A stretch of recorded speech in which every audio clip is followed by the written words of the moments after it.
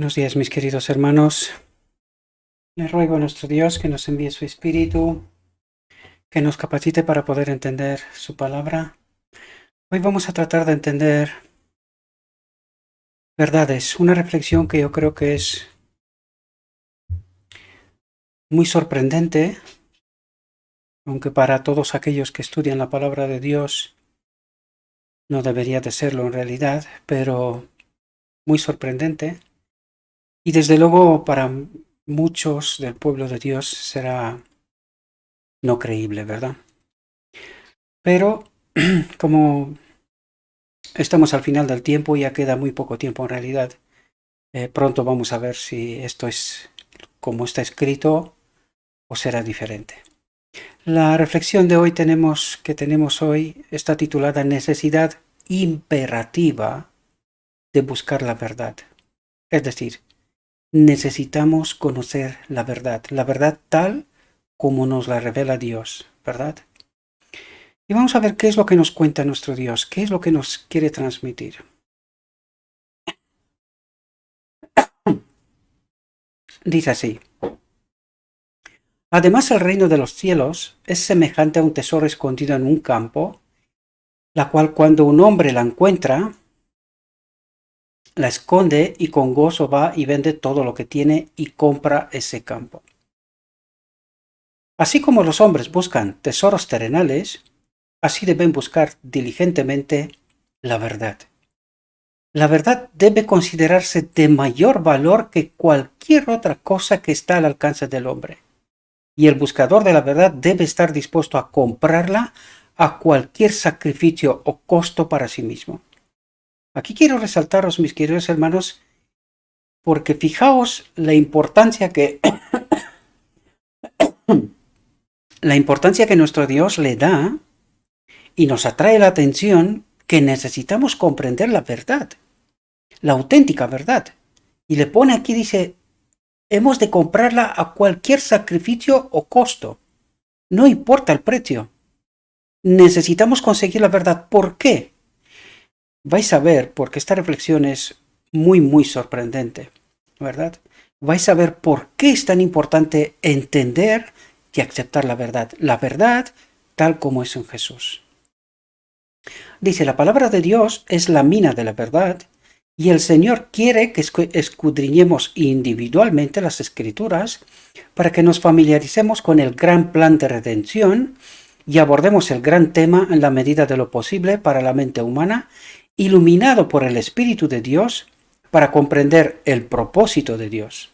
Quiere que comprendamos algo de su amor al dar a su Hijo para que muera, para que pueda contrarrestar el mal, quitar las manchas contaminantes del pecado, de la obra de Dios y restablecer lo perdido, elevando y ennobleciendo el alma a su pureza original a través de Cristo.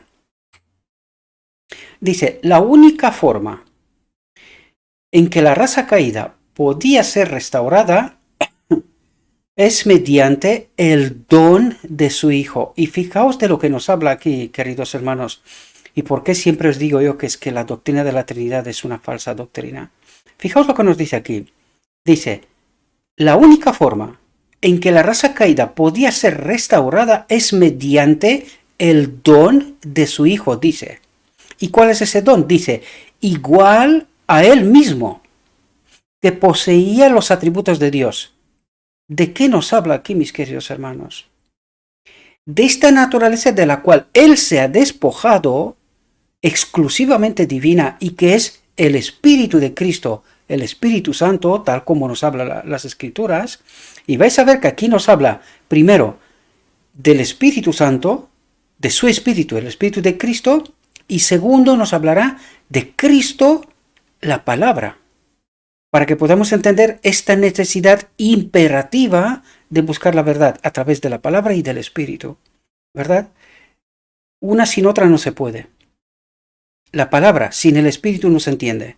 Y es lo que nos está pasando en realidad, ¿verdad? Por lo tanto, aquí nos habla de su Espíritu, de esta naturaleza de la cual Él se despoja antes de venir a la tierra. Fijaos lo que nos dice a continuación. Dice, aunque tan exaltado, Cristo consintió en asumir la naturaleza humana, es decir, despojarse de su divinidad, para poder trabajar a favor del hombre y reconciliar con Dios a su súbdito desleal, es decir, a nosotros. Cuando el hombre se rebeló, Cristo defendió sus méritos en su favor y se convirtió en sustituto y fiador del hombre. Y se comprometió a combatir los poderes de las tinieblas en favor del hombre. Y cuando nos habla aquí de sustituto y fiador, sustituto en toda la obra que ha hecho hasta la cruz y fiador de que él se compromete, por eso es fiador del hombre, se compromete a combatir los poderes de las tinieblas en favor del hombre cuando ahora, hoy en mi vida, es esa transformación, ¿verdad? De esto nos habla. Y prevaleció venciendo al enemigo de nuestras almas y presentando al hombre la copa de la salvación, el camino, la solución, ¿verdad? Por eso nos dice, seguidme. Dios ha dotado a la humanidad de atributos mediante los cuales podemos apreciar a Dios. Y aunque el hombre se ha rebelado contra Dios y se ha esforzado por suplir el lugar de Dios con otros objetos de adoración, solo el Dios verdadero puede satisfacer las necesidades del alma. Cristo dijo, yo si fuere levantado de la tierra, a todos atraeré a mí mismo. Fijaos lo que nos dice aquí. Dice, Cristo será el gran centro de atracción. Y fijaos de lo que nos habla después, ¿verdad? Cristo será el gran centro de atracción, el objeto al que se invita la atención del mundo. Y la palabra de Dios lo describe así. El Señor ha confiado a sus hijos su palabra escrita. Cristo en palabra, ¿verdad? El verbo. El Señor ha confiado a sus hijos su palabra escrita para que escudriñen las escrituras, comprendan la verdad y la anuncien a los que están en las tinieblas del error. Dice, ¿cuán diligentemente debemos escudriñar esta palabra? El estudiante diligente será ampliamente recompensado porque las gemas de la verdad deben recogerse y separarse de la compañía del error. ¿Qué nos quiere decir aquí? No sé si recordáis que os dije que la primera obra que hicieron los pioneros adventistas en 1844 fue de redescubrir las verdades, ¿verdad? Purificar la verdad del error. Separar, ¿verdad? Pues esto mismo nos dice aquí, dice, el estudiante diligente será ampliamente recompensado porque las gemas de la verdad deben recogerse y separarse de la compañía del error, de las doctrinas, teorías falsas, ¿verdad? Dice, la Biblia se nos presenta como una preciosa revelación del cielo, pero para comprenderlo, debemos escudriñar diligentemente sus páginas con espíritu de oración y corazón humilde. Y aquí quiero que prestéis toda la atención, mis queridos hermanos, porque lo que nos va a empezar a revelar ahora son cuestiones muy sorprendentes, muy sorprendentes. Cuidado que aquí constantemente habla del pueblo de Dios, ¿verdad? De su pueblo. Y fijaos lo que nos dice, prestad toda la atención. Dice, el espíritu que prevalece en nuestros tiempos es el de la infidelidad y la apostasía. Recuerda una vez más, está hablando de la iglesia, no está hablando del mundo. Está hablando de la iglesia, ¿vale? El espíritu que se manifiesta en el mundo, cuando dice mundo, se refiere a todos. Es el del orgullo y la exaltación propia. Y si no me creéis, mirad dentro de la iglesia. Miradlo. ¿Vale? Los hombres, dice, se jactan de estar iluminados. Lo que en realidad es la más ciega presunción. ¿De qué habla aquí? ¿De qué mundo habla aquí? Es la iglesia, queridos. Nos habla de la iglesia. Lo que pasa es que tenemos que entender símbolos, metáforas, ¿verdad? Utiliza un lenguaje no muy directo, ¿verdad? Para que aquel que tiene el espíritu pueda entender y el que no lo tiene no lo entiende, ¿verdad? Por lo tanto, dice, los hombres se jactan de estar iluminados. ¿No decían esto los judíos? ¿Sí? Y nos pasa esto también a nosotros. Pues eso es lo que nos trata de decir, ¿verdad?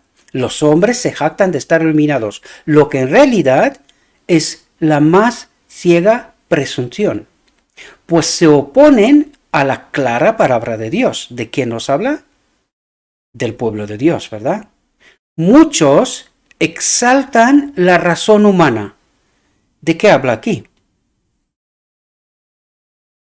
Muchos exaltan la razón humana, idolatran la sabiduría humana y ponen las opiniones de los hombres por encima de la sabiduría revelada de Dios. ¿De qué está hablando aquí, mis queridos hermanos?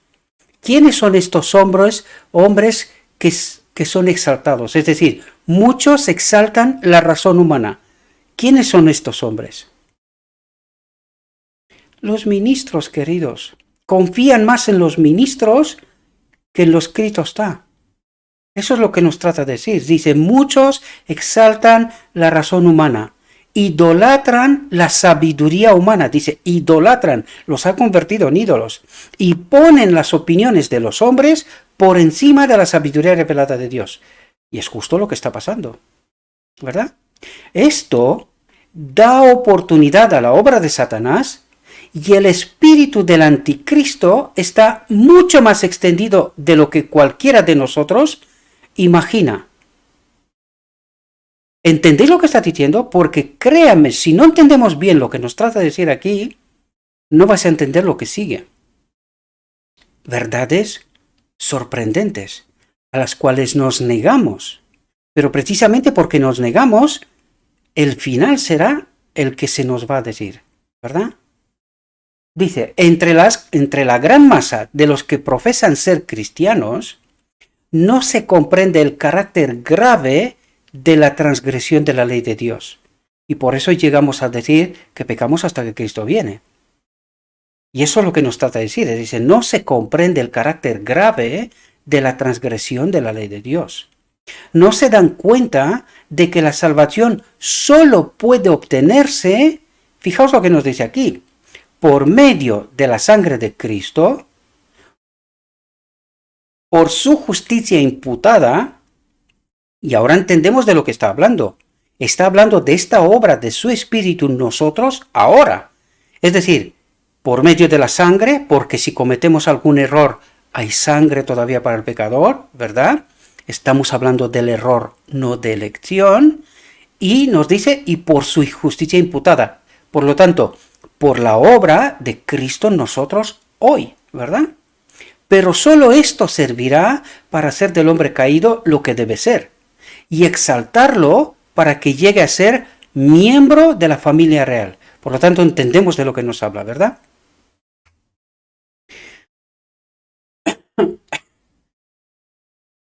Fijaos de lo que nos dice aquí. Dice, la verdad, tal como es en Jesús, se considera una doctrina anticuada. ¿Por qué? Porque la gente dice, no, somos salvos solo por la fe. Y punto. ¿Verdad? Por lo tanto, dice, la verdad, tal como es en Jesús, se considera una doctrina anticuada. Dice, las máximas del mundo, que no conocen a Dios, se han incorporado a las teorías de la Iglesia.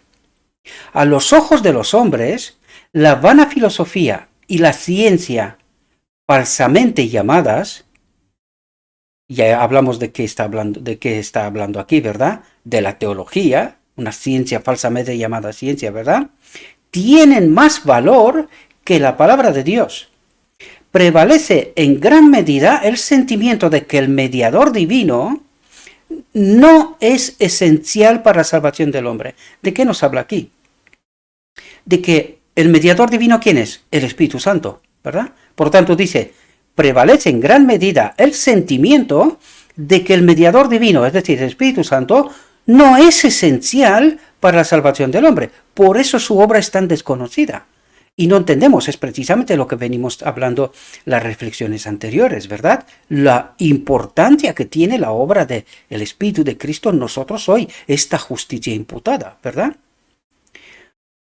Se cree y se confía más en una variedad de teorías presentadas por los llamados sabios del mundo para la elevación del hombre que en la verdad de Dios, tal como la enseñaron Cristo y sus apóstoles.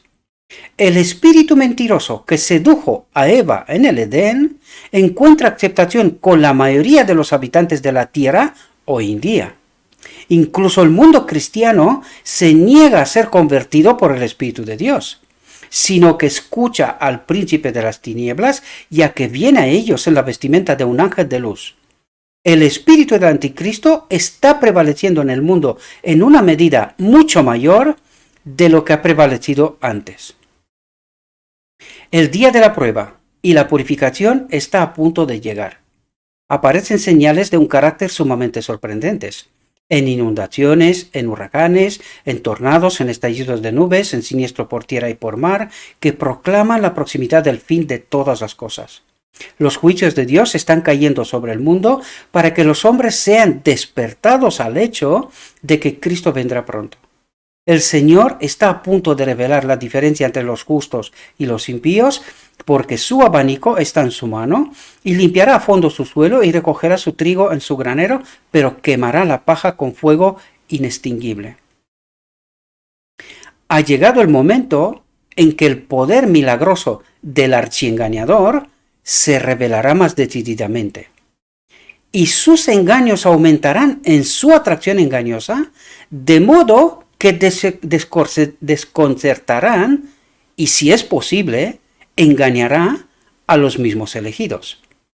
El príncipe de las tinieblas, con sus ángeles malignos, está obrando en el mundo cristiano, induciendo a los que profesan el nombre de Cristo a permanecer bajo el estandarte de las tinieblas para hacer la guerra a los que guardan los mandamientos de Dios y tienen la fe de Jesús. Una iglesia apóstata, atentos a lo que dice aquí. Una iglesia apóstata se unirá a los poderes de la tierra y del infierno. ¿Aquí de qué iglesia apóstata habla? Porque cuando dice se unirá esta iglesia apóstata, que apostasiado de la verdad quiere decir, se unirá a los poderes de la tierra, el poder civil, ¿verdad? Y del infierno, el poder religioso, es decir, la iglesia apóstata desde siempre, ¿verdad? Esto es del infierno, para colocar en la frente o en la mano la marca de la bestia. Es decir, estamos hablando de la ley dominical, ¿verdad? E imponer a los hijos de Dios que adoren a la bestia y a su imagen, ¿verdad? Tratarán de obligarlos a renunciar a su lealtad a la ley de Dios y a rendir homenaje al papado. Por lo tanto, ¿quién es esta iglesia apóstata? Pensad, queridos, pensad profundamente. Tratarán de obligarlos a renunciar a su lealtad a la ley de Dios y a rendir homenaje al papado. Entonces vendrán los tiempos que pondrán a prueba las almas de los hombres, porque la confederación de la apostasía, dice la confederación de la apostasía, el ecumenismo exigirá que los súbditos leales de Dios renuncien a la ley de Jehová y repudien la verdad de su palabra. Estad atentos, queridos, todas esas verdades están reveladas. ¿Las entendemos? Por eso nos dijo el título, la necesidad imperativa. Por eso utiliza el texto, la palabra imperativa. Si no, no seremos salvos, seremos engañados. Eso es lo que trata de decirnos. Y para que podamos entender de qué iglesia apóstata habla, he añadido dos textos que hablan precisamente de este asunto, de este párrafo. Fijaos lo que nos dice. Dice, entonces, perdón, no se ha terminado el párrafo anterior todavía. Dice, entonces se separará el oro de la escoria. ¿Cuál es la iglesia apóstata de la cual nos hablaba? Dice, entonces se separará el oro de la escoria y se pondrá de manifiesto quiénes son los piadosos, quiénes son leales y verdaderos, y quiénes son los desleales, la escoria y el oropel. Que nubes de paja serán entonces arrastradas por el abanico de Dios. Donde ahora nuestros ojos pueden descubrir solo ricos suelos de trigo, será la paja arrastrada por el abanico de Dios. Fijaos lo que nos dice, porque esto es sumamente importante. Es de lo que nos habló hasta aquí, del Espíritu de Cristo y de la palabra de Cristo. Y fijaos lo que nos dice aquí. Todo aquel que no esté centrado en Cristo no podrá soportar la prueba y el calvario de ese día. Y cuando dice todo aquel que no esté centrado en Cristo, quiere decir todo aquel que no ha aceptado la verdad tal como es en Jesús. Por muy sorprendente que sea esta verdad, yo lo he dicho siempre, mucha gente se piensa que estoy hablando por hablar. No, queridos, llevo muchos años estudiando y sé de lo que hablo. Sé de lo que hablo. No son tonterías, son verdades, están escritas. ¿Por qué no las sabemos? Buena pregunta. Nos lo dijo antes, porque estamos confiando más en los hombres que en la palabra de Dios. Este es el problema, ¿verdad? Dice, todo aquel que no esté centrado en Cristo no podrá soportar la prueba y el calvario de ese día. Mientras que los que están revestidos de la justicia de Cristo, de su Espíritu, ¿verdad?, se mantendrán firmes en la verdad y el deber, los que han confiado en su propia justicia serán alineados bajo el negro estandarte del príncipe de las tinieblas. ¿Y quiénes son esta gente? Porque parece ser que, en fin, ¿quiénes son los que han confiado en su propia justicia? Aquellos que han confiado en los hombres que les han dicho, no, nosotros tenemos la verdad. Mirad la historia del pueblo de Israel.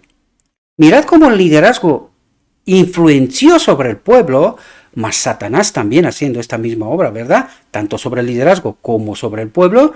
¿Y cómo se explica que eligieron a Barrabás? Mirad la historia, tratad de entender, porque para eso está allí, para que entendamos realidades. Y esto es lo que nos trata de decir aquí. ¿Quiénes son los que han confiado en su propia justicia? Aquellos que han creído que están en la iglesia organizada, que tienen la verdad y que están bien encaminados, desconociendo la historia de este pueblo, es decir, desconociendo la verdad y creyendo que están bien encaminados cuando la sierva dijo hace tiempo que estamos camino hacia Egipto y sin el Espíritu de Cristo. Entonces, ¿quiénes son los que han confiado en su propia justicia? Que tienen la verdad. ¿Ahora entendéis de lo que nos habla? Los que han confiado en su propia justicia serán alineados bajo el negro estandarte del príncipe de las tinieblas. Entonces se verá si la elección es por Cristo o por Belial. Y por eso decimos aquí, cuidado, que no estemos construyendo sobre una suposición, creyendo que estamos sobre la verdad. Porque la verdad es lo escrito está, y nosotros tenemos que quedarnos con lo que me está diciendo Dios.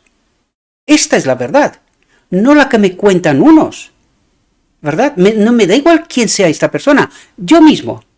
Por eso os pido siempre, no confiad en lo que yo digo, traten de estudiar, entiendan, pídenle a Cristo que os mande su Espíritu y que podáis entender la verdad.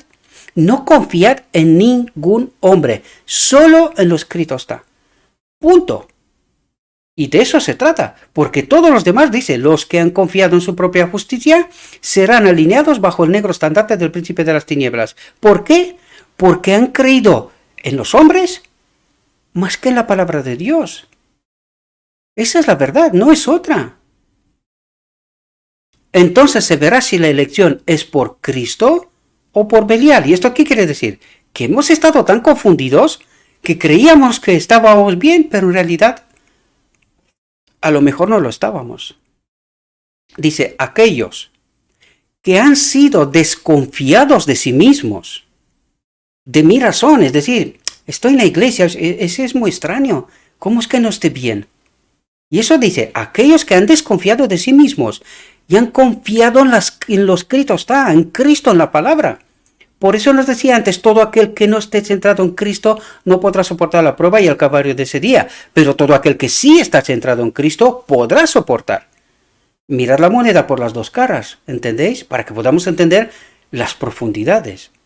Aquellos que han sido desconfiados de sí mismos, que han sido tan circunstanciados, que no se han atrevido a enfrentar el estigma y el reproche por el momento, finalmente se declararán abiertamente a favor de Cristo y su ley. Es decir, al final, con todas las dudas que han podido tener, al final tomarán una decisión, ¿verdad? Mientras que muchos, que parecen ser árboles florecientes, ¿verdad? Grandes pastores, predicadores, que predican la verdad y tal y tal y tal, dice, pero que no han dado fruto, irán con la multitud para hacer el mal y recibirán la marca de la apostasía en la frente o en la mano. Aceptarán la ley dominical. Y para que podamos ver esto, vamos a seguir los textos que los he traído para que podamos entender todo este contexto. ¿De qué nos habla? Fijaos lo que nos dice aquí. Dice, vi que la iglesia nominal y los adventistas nominales, ¿de quién está hablando aquí? De la organización. Tanta gente defiende la organización y no es malo. Otras cosas son malas, ¿verdad? Otras cosas son malas, porque nos hemos ido a la apostasía. No lo digo yo, estaba escrito, pero aún así yo también lo digo, porque es evidente. No hace falta que diga nada más. Es evidente. Solo hay que abrir los ojos, ¿verdad? El que quiera, el que no, ha tomado su elección. Lo digo siempre, ¿verdad? Fijaos lo que nos dice aquí. Dice, vi que la iglesia nominal y los adventistas nominales, como Judas, nos traicionarían a los católicos para obtener su influencia para venir contra la verdad. ¿De qué nos habla aquí, queridos? ¿Sabéis de lo que nos habla aquí? Es algo tan sutil que mucha gente ni siquiera se da cuenta. Estamos hablando del ecumenismo, queridos. Estamos hablando del ecumenismo. De esto se trata, porque por eso dice, para obtener su influencia para venir contra la verdad. ¿Y quién busca tener influencia en esta iglesia nominal y entre los adventistas nominales? ¿Quiénes buscan? ¿Quién es esta gente? Pensad, ¿verdad? Dice, fijaos lo que nos dice aquí, un detalle, pero qué relevante. Dice, los santos serán entonces un pueblo desconocido, anónimo, un pueblo desconocido, poco conocido por los católicos, dice. ¿Y de qué está hablando aquí? ¿Quiénes son esta gente? El remanente del remanente, queridos, el remanente de la iglesia nominal y los adventistas nominales. Este remanente es desconocido. ¿Por qué? Está en medio de esta iglesia. Pero no los conocen todavía. Sí, alguien los conoce, porque fijaos lo que dice a continuación. Dice, pero las iglesias protestantes, ahora entenderemos por qué, dice, y los adventistas nominales, que conocen nuestra fe y nuestras costumbres, pues nos odiaban a causa del sábado, anda, que lo pone claro, ¿verdad? Porque no podían refutarlo. Dice, traicionarán a los santos y los denunciarán a los católicos como los que desprecian las instituciones del pueblo, es decir, que guardan el sábado y desprecian el domingo. ¿Entendéis la línea de separación y el momento definitivo? Cuando se da la ley dominical, incluso la iglesia, esta iglesia que ha apostasiado, la iglesia nominal y los adventistas nominales que adoptarán el domingo, hay más textos. Ya os dije hace tiempo que en algún momento hablaremos sobre esto y seguiremos hablando, ¿verdad? Esta es una ocasión, ya vendrán más, ¿verdad? Pero fijaos, en esta ocasión nos está diciendo claramente qué es lo que va a ocurrir y nos lo da con detalles. Por eso es necesario imperativamente conocer la verdad y aceptarla, no solo conocerla, sino también aceptarla, por muy sorprendente que sea. si queremos estar entre los 144.000. Si no, pues nos quedamos con la justicia propia, ¿verdad? Con lo que nosotros creemos que estamos bien. Mientras Dios nos dice una cosa, nosotros decimos lo contrario. No, si nosotros estamos bien. ¿Y de qué nos habla aquí? Espero que podáis entender, mis queridos hermanos. Fijaos lo que nos dice a continuación. Dice, entonces, fijaos detalles de lo que va a pasar cuando se va a dar este decreto dominical, ¿verdad? De la ley dominical. Fijaos lo que nos dice. Entonces, los católicos piden a los protestantes, es decir, los católicos en Estados Unidos piden a los protestantes, porque tienen mayoría, ¿verdad?, que se adelanten y emiten un decreto para que todos los que no observen el primer día de la semana, es decir, el domingo, en lugar del séptimo, sean asesinados. Es decir, ya se dio el decreto dominical y ahora mismo está presionando para el decreto de muerte. Y vais a ver por qué digo esto, porque nos lo explica el mismo texto, ¿verdad? Dice, y los católicos, cuyo número es grande, apoyarán a los protestantes. Los católicos darán su poder a la imagen de la bestia y los protestantes trabajarán como su madre trabajó antes de ellos para destruir a los santos. Y fijaos de qué nos habla aquí. Lo que venimos diciendo desde hace tanto tiempo. Un elemento determinante. La boda del Cordero, el decreto divino. Fijaos lo que nos dice. Pero antes de que su decreto traiga o dé frutos, el decreto de muerte de ellos, dice, los santos serán liberados por la voz de Dios. Venimos hablando de este asunto hace tanto tiempo. ¿Entendéis cuándo se da el decreto divino? Justo antes del decreto de muerte. Porque si no, fijaos lo que nos dice el texto a continuación. Aquí no quedaría uno. Fijaos lo que nos dice. Entonces, vi que la obra de Jesús en el santuario pronto será terminada. Y después de que su obra allí haya terminado, vendrá a la puerta del primer departamento y confesará los pecados de Israel sobre la cabeza del macho cabrío. Fijaos cuánto significado tiene el día de la expiación y que no entendimos, ¿verdad? Dice, entonces se pondrá las vestiduras de la venganza. Nosotros sabemos que se pone las vestiduras de Rey de Reyes, porque es con esta vestidura que vendrá Cristo. Aquí dice, entonces se pondrá la vestidura de venganza. ¿Venganza por qué? Porque viene como Rey de Reyes en gloria, y todo aquel que no tiene el Espíritu de Cristo, es decir, no ha sido liberado por la voz de Dios, perecerá ante la gloria de Dios, ¿verdad? Entonces, las plagas vendrán sobre los impíos, y no vendrán hasta que Jesús se ponga esta vestimenta y tome su lugar sobre la gran nube blanca. Y fijaos lo que nos dice aquí. Entonces, mientras las plagas caen, el chivo expiatorio es conducido. ¿A dónde? Al desierto, ¿verdad? Hace una poderosa lucha por escapar, pero es sujetado por la mano que lo conduce. ¿Quién es esa mano que lo conduce? ¿Quiénes son los que conducen al chivo expiatorio, al enemigo, al desierto? Es decir, en este momento, este pueblo, liberado por la voz de Dios, no peca más. Son vencedores. Lo que el enemigo hará en este momento, por las plagas que caen, tratar de que aquí no quede ni uno. Pero no puede tocar a los santos. Por eso no puede escapar. Y esto es el simbolismo y la metáfora que nos trata de decir aquí. Fijaos lo que nos dice. Pero es sujetado por la mano que lo conduce. Es decir, este pueblo ya no peca. Por lo tanto, invalida la declaración del enemigo de Dios que el hombre no puede guardar la ley. Pues este pueblo ahora guarda la ley, no peca más. Por eso dice, esta mano lo sujeta. Es decir, no peca más.